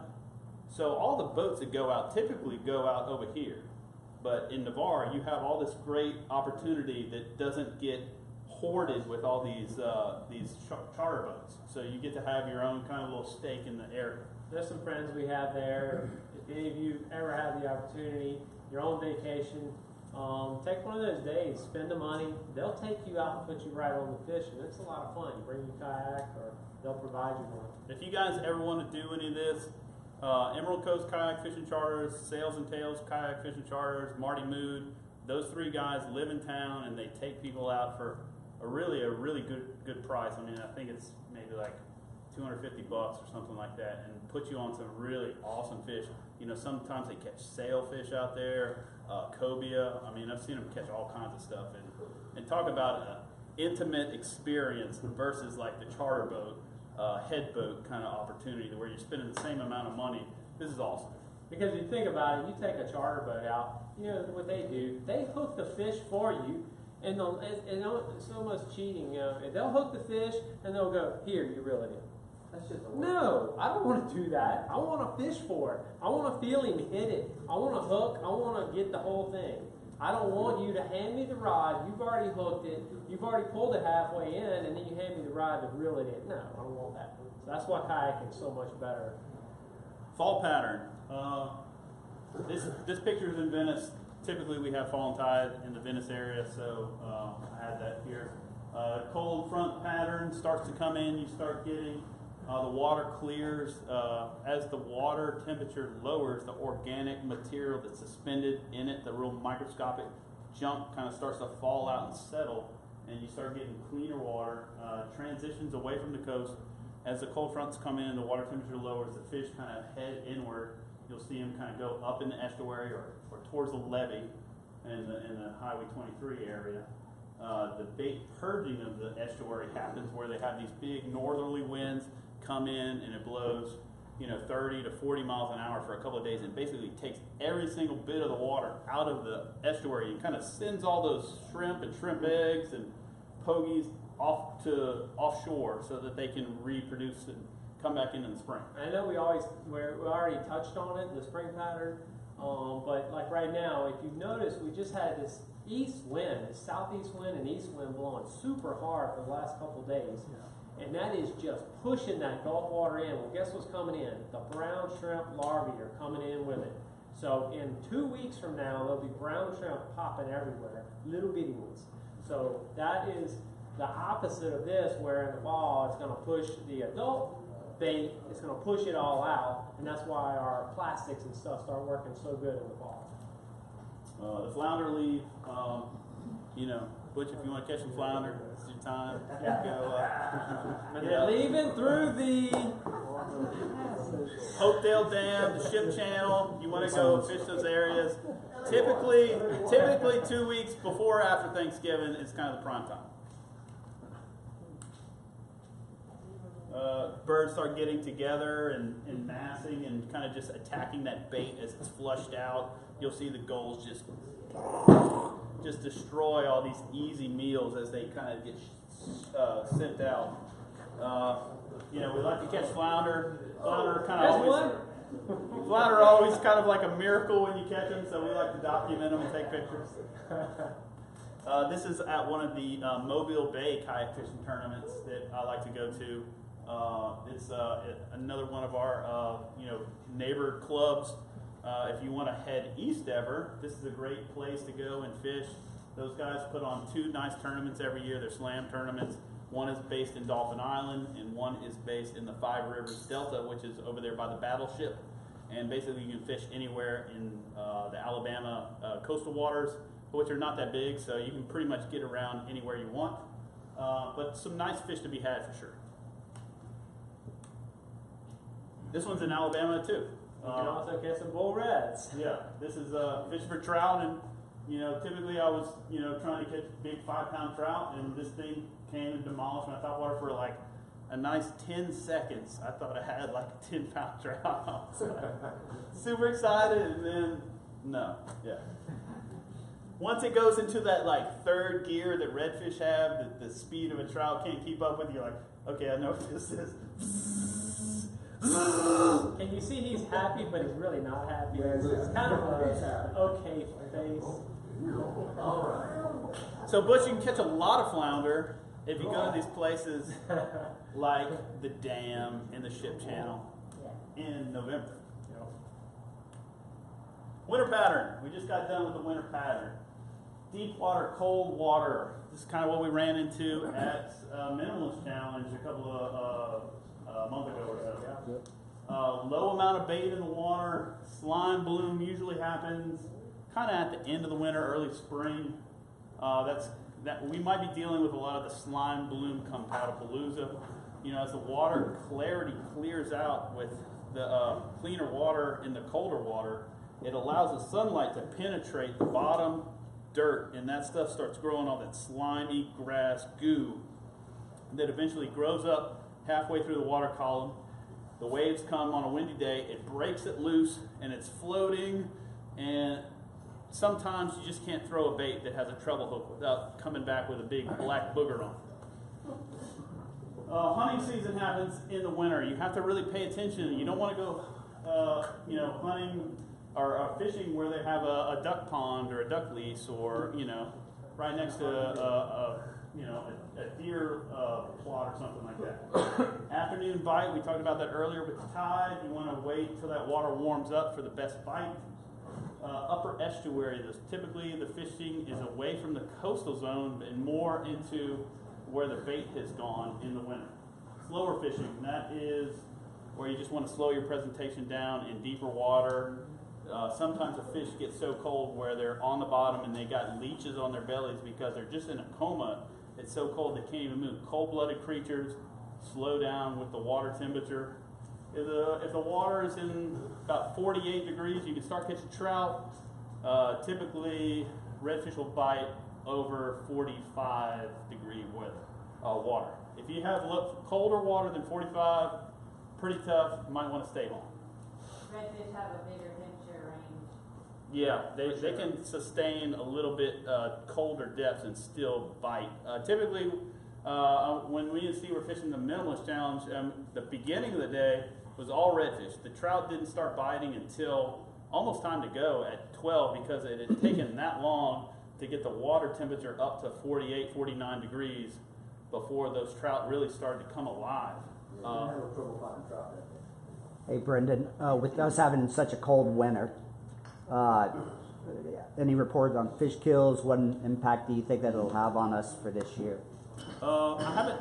We had a couple of fish kills. Typically, the smaller fish deal worse with the fish kills than the bigger fish, unless you're like in a really warm climate, kind of like Florida or Texas. Those guys typically have the more effects of the fish kills than we do. In Louisiana, our fish seem to be able to deal with what we've had this year. We had a couple of days where the water got into like the low 40s, upper 30s, and that's where we saw a lot of like small bait and small like white trout and small trout die. Typically in basins, you'll see a lot of those in the canals. They'll start floating up and they'll get on the bank. In like the Sabine Refuge, you'll see a lot of fish kills like up in the shallower areas where the water is able to cool down so fast at night when a front comes in. If you have 2 feet of water and those fish are in that 2 foot of water, that cold air is able to penetrate that range of water a lot quicker than it is in like a deeper 20-foot area where those fish typically try to go for safety. So you need that channel near the flats. During the day they'll roam the flats. Then they'll drop down into the deeper water for protection. And then why do they die? Well, the reason why they die is because what happens is, if you notice, you ever catch one and they come in and this is how they're wiggling, just real slow. They'll come up towards, you're reeling them up and they just move their head, almost a slow motion. Well, their gills, there's a certain point where they lose the ability to even fan their gills, so they suffocate basically, because they get so cold that they just can't move anymore and they suffocate.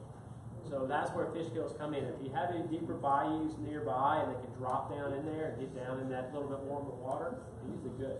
So when you're targeting in deeper water, if it's, say, a blocked off canal, is that better than water going through with a deeper spot? Actually, that's a good point to bring up. We'll talk about that later. You have a slide on that? Yep. All right. In the winter, typically the safe way to attack the winter is go on the warm days.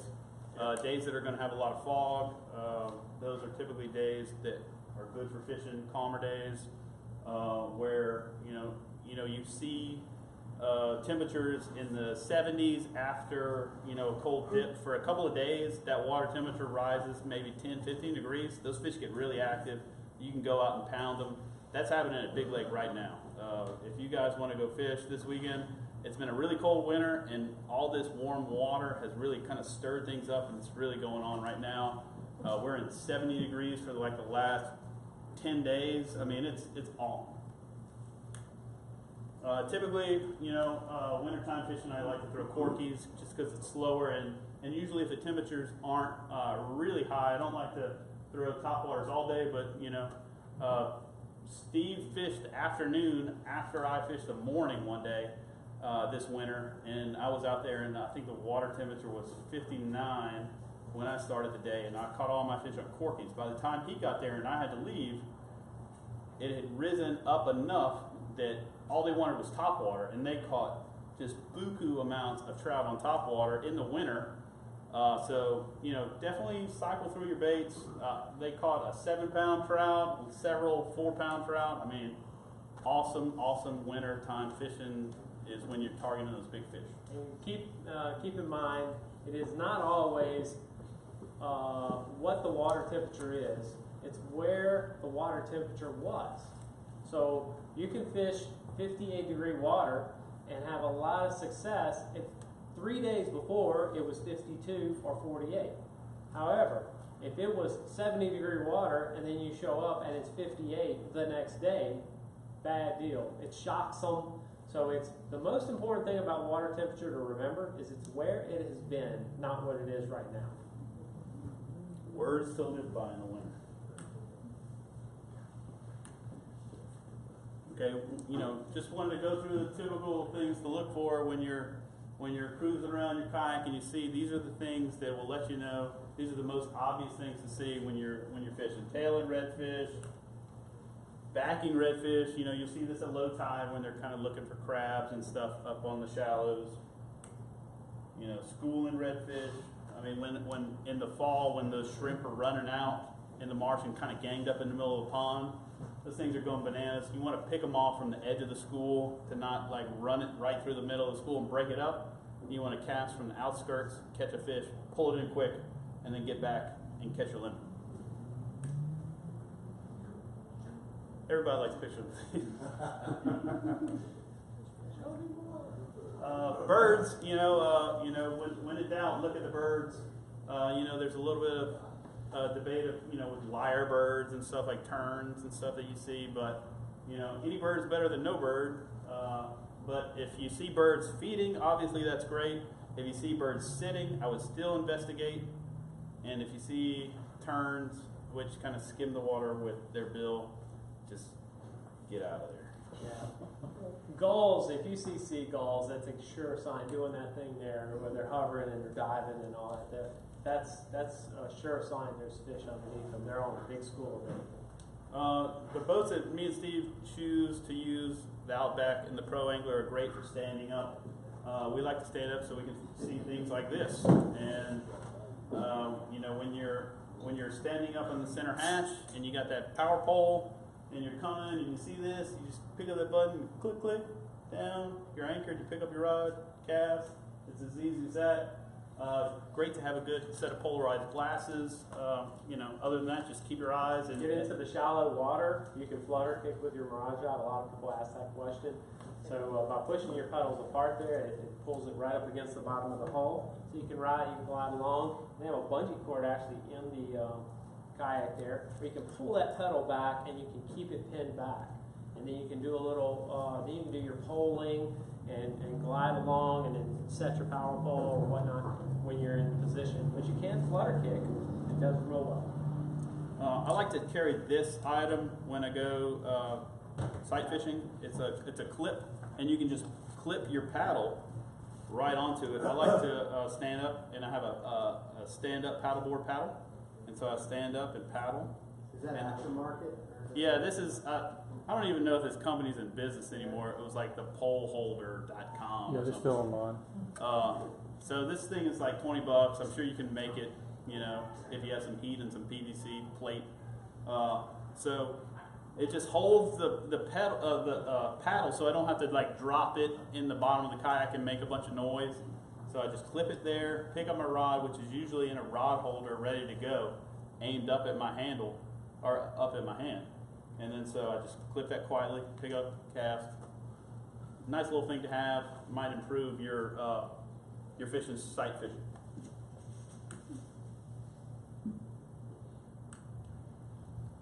Planning your attack. This is just kind of like, me and Steve are both pretty obsessive compulsive kind of people, and we think about stuff beforehand, and I think that helps us become better fishermen. And we pour over Google Maps. I mean, I think this is like the best thing for fishermen since, the net. Since a rod. I mean, before the internet, I guess people had to drive around and learn the water, but now you can just log on to Google or pull out your handy smartphone and zoom in and look at, all kinds of things that are pretty evident on a good map. Grass beds, depth changes, current lines, shell. Really investigate, find the best app on your phone that shows you the most detail, and just really pore over an area before you go fishing, and you'll discover all kinds of things you should investigate. Right now, just from the map, you can see a tide line right here. And right now, tide lines are super hot. That is the thing right now in this. We're starting to, the fish are just waking up. They're getting ready to go into transition. They haven't quite gone into transition, so they're eating everything they can. And what are they? There's not much bait in the marsh right now. So the tide lines are ideal as a bait concentrator for whatever bait there is. And this little area right here on that side of that island, man, I would definitely be casting all around there if it was this time of year. Whereas in summer, I might be getting out here a little deeper on this side. I might be fishing this little beach real early in the morning, and then for redfish, I'm gonna make my way back up into here and come into these little ponds. And so you can see from Google Earth or any of these maps, it's ideal. and just kind of plan ahead. If you know that there's a beachhead, you know, a mile in front of you where the waves are pounding, that's going to affect. You can see the dirty water right around the beachfront, but then up here to the north, you can see it's kind of cleaner. So know what is going to happen. You know, if you're approaching the side of a big body of water, a big bay, chances are there's going to be a lot of open water for that wave action to crash and kind of dirty the water. You probably want to find yourself a buffer, either the road. A lot of the guys fish down Highway 1 use that road as a buffer. Say if the wind's blowing from the east and it's a really low tide, the wind will stack up against the road on one side and it'll be super low on the other side. Also, it will dirty the water on one side and have it cleaner on the other side. Always use barriers to kind of figure out what's going to happen. Water clarity, if the old rule does apply. I mean, if you can find cleaner water, you're typically going to do better. And dirty water doesn't mean you're not going to catch fish, but if you take a body of water and you have water that's slightly cleaner on one side, like for example, I was recently over at Catfish Lake, and we had a real hard west wind. Now, any weather forecast that has a W in it's going to really it's going to be bad over there on the eastern side. Now, occasionally over here in Calcasieu, a little west wind will clean. One side will be clean, the other side will be dirty. So you could fish maybe West Cove, Joe's Cove, something like that on the west wind. It'll be cleaner and it'll be calmer. Maybe you don't want to fish the other side, Turners, all that stuff over there, A-bears. So you want to pick the side you're going to fish of any body of water. And what I noticed was Catfish Lake, man, on one side it was super clean, way cleaner than this here, but that is almost a whole, that's a half of a paddle down, and I can still see. It was really, really clean on one side, and it was really, really stinking dirty on the other side. And that's the same body of water. How far back do you look at the wind charts? Like a day or two, or? Oh yeah, about, you know, if I'm going to plan a trip that weekend or whatever, I'll start looking on Wednesday. I work just like typically a couple of days of cleanup. So I'm going to look a couple of days out. I mean, they're more accurate the closer you get. So. Flood tide's one of the more challenging. Yep. Yeah, I was talking about, you know, reading a couple days back on the line. I was wondering, you know, if your fish, if you see that a couple days or a few days your wind is strong out of one direction, and then the next day that you happen to be going fishing, the wind changes, right? Should you be trying to fish conditions for the way the wind was blowing in those days before, or how much is that last day that you're fishing going to affect the way you're fishing? If it's muddying the water up, it can. Yeah, it depends on the spot. Yeah. Like, I mean, if you're going to, you know, Clackamas Parish and you had a north wind for a couple of days, typically if you stay along the levee, you're going to be fine, because no matter how much north wind happens, it's fine. But if you're going to, you know, Calcasieu and it's, you know, north wind for 3 or 4 days, you might just want to wait, you know, unless you want to go in the marsh where there's going to be some filters. You know, typically if you have a lot of wind that's causing a lot of muddy water, you're going to want to go into like where there's as much grass and filtering kind of things as you can find, especially if it was just the last 2 days. You know, 1 day you can probably get away with, you know, risking some things in open water. 2 days worth of crap wind, you're really going to need to get inside that sponge of marsh grass and really find a pocket. So tournament day, you know, we do give you some information for tournaments that hopefully will help you. You're going to fish a tournament. We don't have the luxury of picking on those days what our conditions are going to be. So like what Brendon was saying, on the day when, hey, I am going to go, and I do know it's going to be dirty in the open water, use those filters. Like, for instance, last year we had Paddlepalooza. The day before Paddlepalooza was like 25 miles an hour south wind. Paddlepalooza was like 30 miles an hour south wind. And then we had an IFA the next day that was like 40 miles an hour south wind. So it was like crap, and double crap. So the only place that I thought had a prayer was like in the middle of Grand Isle, because the sides of Grand Isle were both passes where it was just going to be waves beating and like crappy wave water pouring in. And so my best guess was that the crappy water would kind of create a bubble of clean water behind the middle of the island, and that's the best water I could find that day. It worked. And that's kind of how I like to think about it. Like whatever I can have as a border, the biggest border I can find, either that's the road, an island, something that is going to keep a little pocket of cleaner water. I mean, it might only be a couple inches better, but that's better than fishing in chocolate milk, and that ruins your confidence, and you just really don't fish as hard when you show up and the conditions are that bad. Not to mention, south wind creates flood tides. You have this, and then all the fish run into like deep, deep cover, far into the grass where you really don't even want to throw your lure. Can't get to them. Typically, when we fish high flood tide water, you really want to fish an island, something that fish cannot go too deep into. Like a bank like Grand Isle, there's not like an expanse of thousands of acres where they can just swim to their heart's content of flooded grass that I'll never find them in. I mean, I know Grand Isle, there's a camp right there, so they can only be, you know, as far as like, you know, 20 feet into the grass. So chances are there might be a few on that little fringe zone that I can entice. It's really tough to fish in a flood tide. Probably one of the more challenging conditions to fish in. Low tide. Oh, we had some of those this year. Everybody see the cool pictures of dried up canals and all that sort of stuff. We had some good pictures popping up. And this is the time when you want to go and remember those spots. If you can take some photos of those areas, you see these little clumps of oysters and all. You may not have seen that during a normal tide. So take notes. Remember where some of those spots are. But the low tide is definitely a time to make some observations of what your bottom looks like. Usually if you can find the fish in low tide, they're typically stacked up because there's only so many places they can get. So it can be feast or famine. You can go out on a low tide and find them all congregated in one little hole, and you can just kind of pick through them and really wear them out. Or you can just go around and get stuck and get mud all over yourself and be pissed off. So it's a give or take. Inspect. Yes, this is key.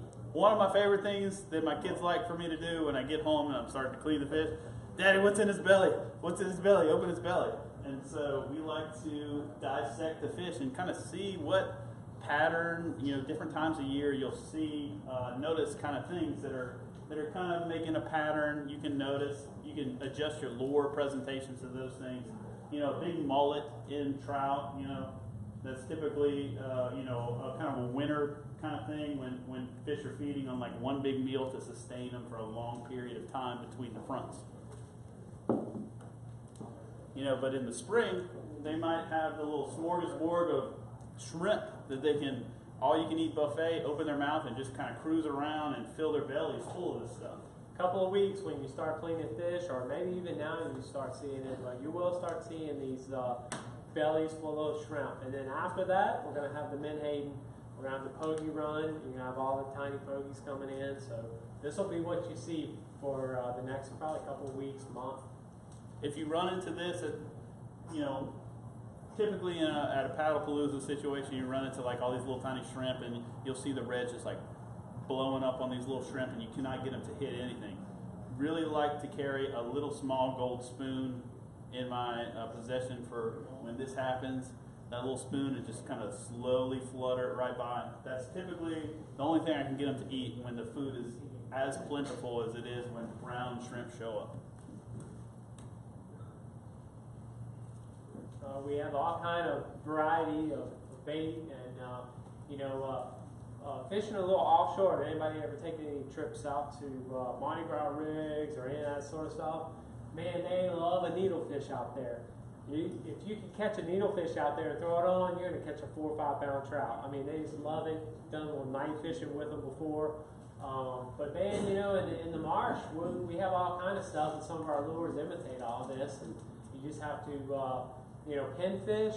If you're fishing around rocks, pinfish are plentiful around rocks, and you might want to use a pinfish imitation. You know, a rattle trap is kind of an overlooked thing, but it really does imitate a pinfish well.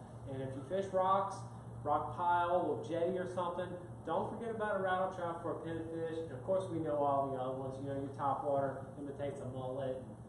Your shrimps, we have tons of shrimp imitations. Mirrodons for pogies. Yeah.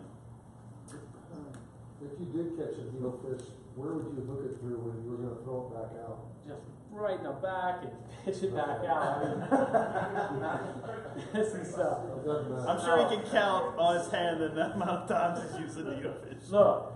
When we fished offshore, we were throwing plastics, throwing regular lures. But when those needlefish would come by, we started scooping them with the net, throwing them in the boat, and we would just hook it on a jig head and pitch it out there. And just as soon as it got out, it was a big trout. They were eating needlefish, and I never really didn't know trout ate them, but they do. So that's why we put some of those up there on the board. Those are the most common meals for a trout, with some of those items we had up there.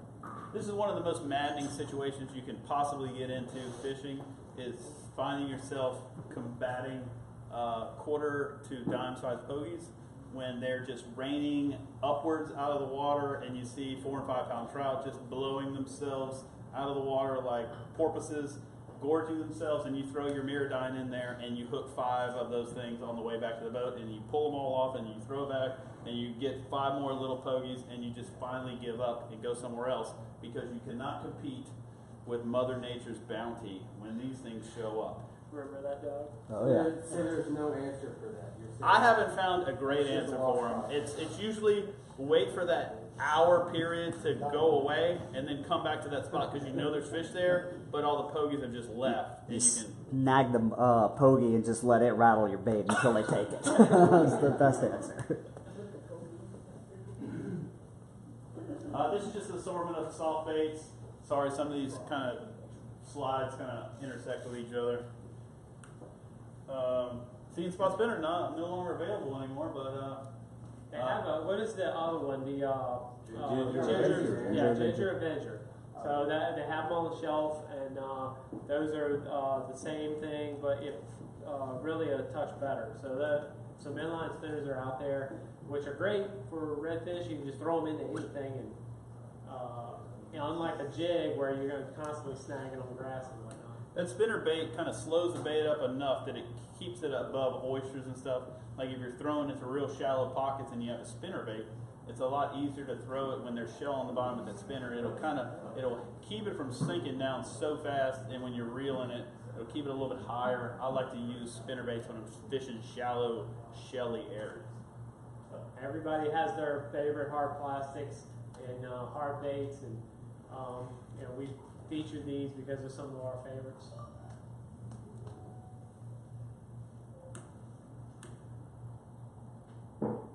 Talk about maps.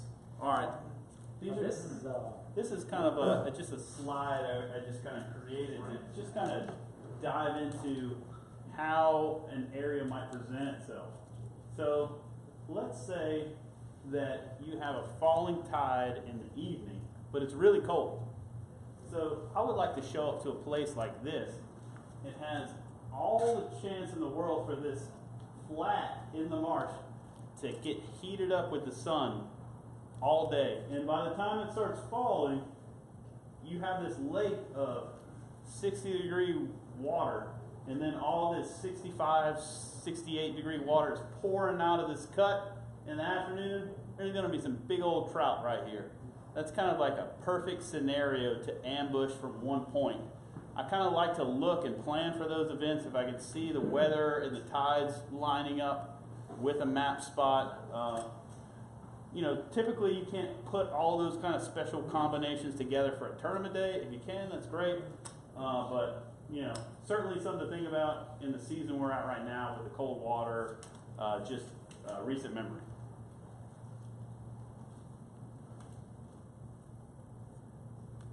All right, so where does everybody think would be the best place to fish if it was, the water was 48 degrees? Start in the first thing in the morning. Right here? It's too turbulent. This water is the same temperature as this water. All this water over here is super cold. That's super cold down there. There's no difference in the water temperature. This one right here. There's not as much exchange in the water. Like whenever this system like swells and deflates and swells and deflates with the tide, this main artery exchanges all the water in this area. So it pretty much is an average between all the water. So it's going to take most of the cold water. All these deeper spots are going to be just as useless as fishing right here. They're all going to be 40, 45 degrees. This little spot and this little spot might hold 1 or 2 degrees warmer water. So if you're starting first thing in the morning, you might want to try those kind of areas. They're kind of dead-end areas. They don't exchange the water as much, and they're going to hold a little bit better temperature. So this gets back to your question earlier about dead-end canals versus something that's flowing. But when you do have that cooler water, this is the classic thing. I mean, we've heard this since I was a kid. Fish dead-end canals in the winter. That's why. I mean, that's the explanation. Now, the water is not moving. Those fish don't want to fight that current when they're super cold anyway. And when you have cold water, all flowing all out here, and it's a little dead-end canal and it's sitting still, it might be 1 or 2 degrees warmer, and they're not having to fight that current. That's key. This little spot is still too close, in my opinion, to the big exchange of water that's happening. There might be a little bit eddy, but I think this water is still going to mix plentifully with, is that a word, plentifully? I don't know. With all this water right here. If you're talking about in the afternoon, this little area might get enough warmth, but it still might be influenced by all this water that's coming in. If you can find an area that's shallow, but it's tucked a little bit further away, like over here, those little areas might warm up in the afternoon. You might be able to get into those little areas and really catch some nice fish in the afternoon after it's gotten a chance to sun up a little bit. Pockets are really they're beneficial for not just redfish. You can go into a little pocket and catch some redfish. If it's a deep enough pocket, you may be able to catch some early morning trout, maybe some winter trout, this and that. But you know, a pocket also has another use, and that is to hold a lot of bait. It has almost like a hatchery. So on the beginning of a falling tide, you really may be able to catch a lot of redfish on a falling tide if you're more of an open water redfishing guide versus maybe a grass fisherman. So you could be out here and you can have a huge school of redfish as that bait's coming out of those pockets. And another cool thing that these little pockets act as, if you guys are familiar with like a crawfish trap or a minnow trap, if you think about these fish going down the shoreline, they go, follow, and they kind of get in here and they kind of are in there and they kind of spin around and they're content. It almost acts like a little minnow trap, quote, minnow trap of redfish and bait and all kinds of things. So you might have hardly any kind of fishing activity here, but you might go into something like this and just find it inundated with big, ready-to-eat reds.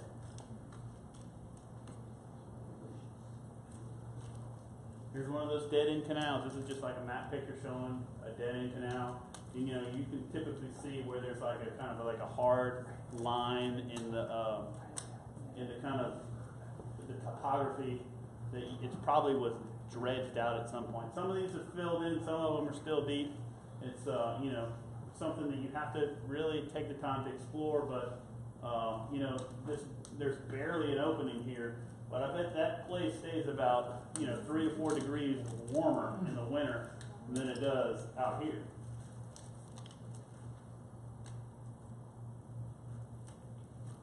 Yeah, fish highways are the main tidal exchanges. You get the warming, you have the cooling, you have all that. Well, they're going to go through what we call fish highways, and at the mouths of each one of these areas are great places to intercept fish that are either moving in or out. So if you've got this whole area to fish, I'm going to spend the majority of my time on the mouth of these highways trying to find out where they're at.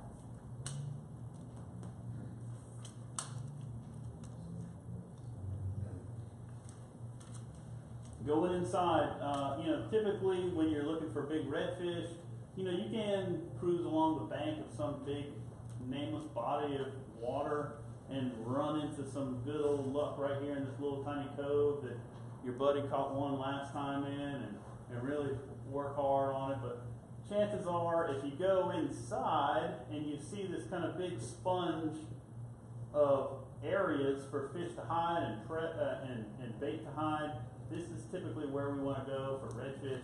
Not these big, kind of smooth banks. We want to go inside where there's lots of places for the bait to hide. There'll be lots of fish in there chasing that bait. And then, just a friendly message: bring your kids fishing. We like to pour into the next generation. These are two of my boys. I have a daughter too. I couldn't find her picture before I made this slideshow today. And then this is Steve's daughter. Yeah, my daughter's on the left, so I've been taking her fishing since she was small, and she's quite the accomplished angler. She likes to go about twice a year. And kayaks make great family time. I have 3 kayaks. I throw them up in my little tiny truck, and we take the family out, and mama and kids and. That is a shock. I cannot believe you got her to go. Yeah. Oh yeah. We have a good time. We get out there. She might read a book. I might fish. Whatever. I found a secret. True story.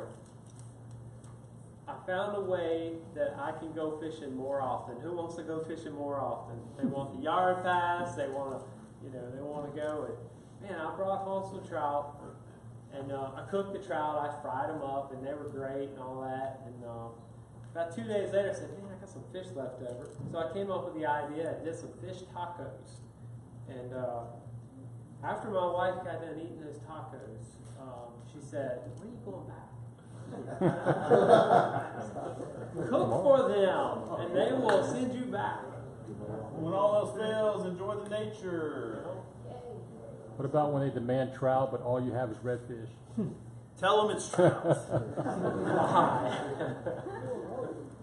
So, if you guys haven't heard, we're wearing our Evel Knievel jerseys here, I know, and have fun with these. But we've both qualified to go back to the Hobie Worlds 7. This is as close to the Olympics for fishing as you can get. We're going to have over 20 countries. We're going to have people from around the world: Australia, China, Brazil, just all over Europe, the United States. Brendon and I are going to represent, along with another group of guys. We got a bass expert. We're the coastal experts. We have some striper guys. We have all kind of people from different disciplines around the United States, and we're going to go try to tackle these pike. And by the way, guys, they've only had this 7 times, and this guy right in front of the right has won it twice. Oh.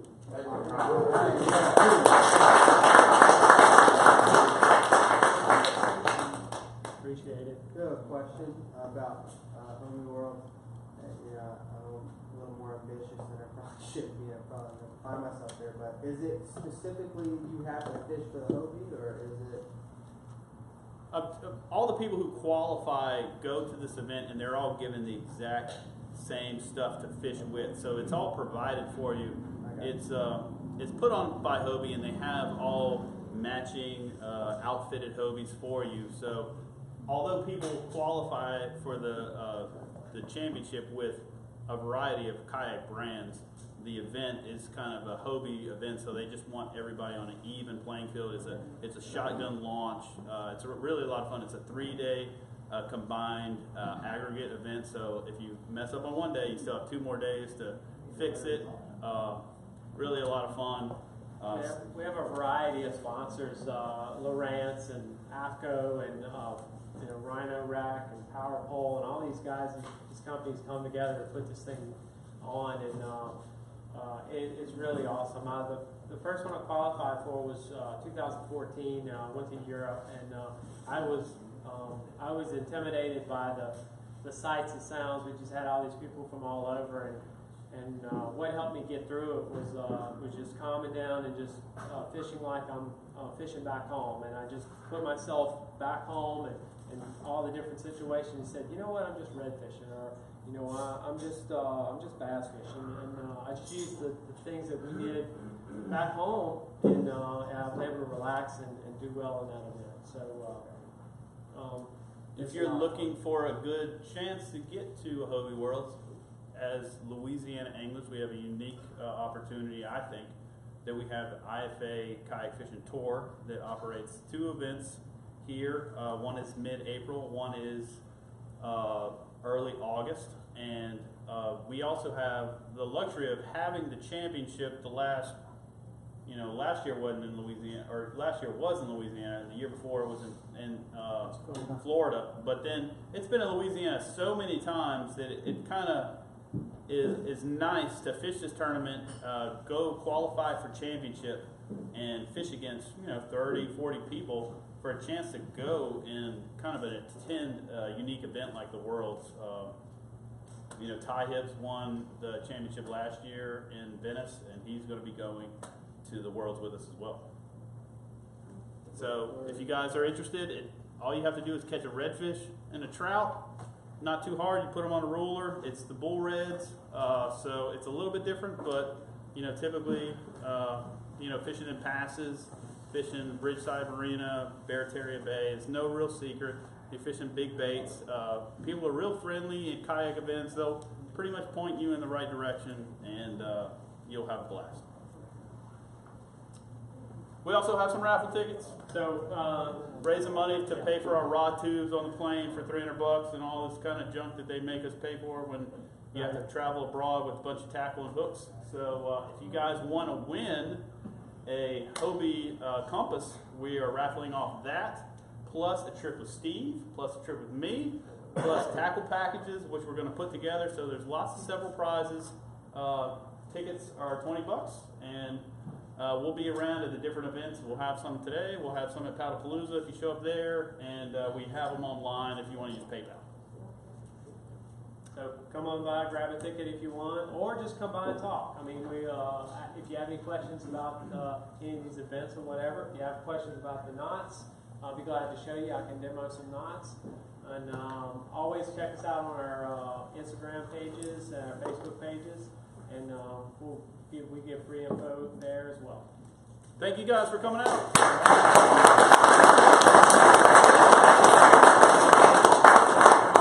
Thank y'all for coming. That was awesome.